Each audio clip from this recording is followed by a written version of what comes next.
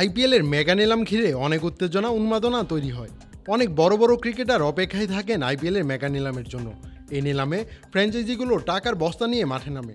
তবে এবার জানা গেছে আইপিএলের মেগা নিলাম আর নাও হতে পারে, কারণ অনেক ফ্র্যাঞ্চাইজি মেগা নিলাম তুলে দেওয়ার পক্ষে রায় দিয়েছেন। যদিও জানা গেছে নতুন নিয়মে আইপিএলে দল গঠনে বড় কিছু পরিবর্তন দেখা যেতে পারে। আইপিএলের বড় দলগুলো জানিয়েছে তারা নিজেদের প্রতিভাবান ক্রিকেটারদের হারাতে চায় না। গত 3 বছরে অনেক প্রতিভাবান ক্রিকেটারের উপর বিনিয়োগ করেছে তারা। এর আগে মেগা নিলামের কারণে তাদের অনেক ক্রিকেটারকে হারাতে হয়েছে। মেগা নিলাম 3 বছর পর পর করলে দল গঠনের স্বার্থে অনেক ক্রিকেটারকেই ছেড়ে দিতে হয় ফ্র্যাঞ্চাইজিদের। ফলে বিনিয়োগের পরিবর্তে কিছুই পাবে না দলগুলো। এই কারণেই মেগা নিলাম উঠিয়ে দেওয়ার আবেদন করেছে বেশ কয়েকটি দল। মেগা নিলাম তুলে দেওয়ার পক্ষে জোর দাবি জানিয়েছেন কলকাতা নাইট রাইডার্সের অন্যতম মালিক শাহরুখ খান। তিনি পাশে পেয়েছেন মুম্বাই, চেন্নাই, হায়দ্রাবাদ, রাজস্থান এবং গুজরাটের মতো ফ্র্যাঞ্চাইজিদের।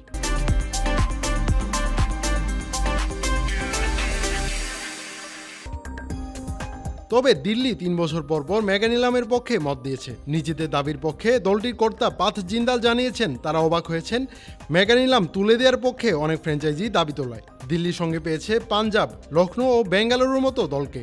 তিনি বলেছেন, কিছু দল মেগা নিলাম চায় না দেখে আমি অবাক। আমি সেই দলে নেই। প্রত্যেক দলকে সমান সুযোগ দিতে হবে, তাহলেই আইপিএল আরও প্রতিযোগিতামূলক হবে। সবাই মেগা নিলাম তুলে দেওয়ার পক্ষে নয়।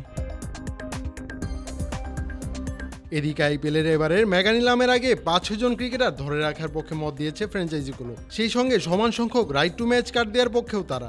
এর ফলে দলগুলো নিজেদের বেশিরভাগ ক্রিকেটারকেই ধরে রাখতে পারবে।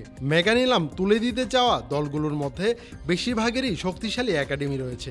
তারা একাডেমিতে অনেক বিনিয়োগ করেছে। মেগা নিলাম হলে তাদের অনেককেই ধরে রাখা যাবে না।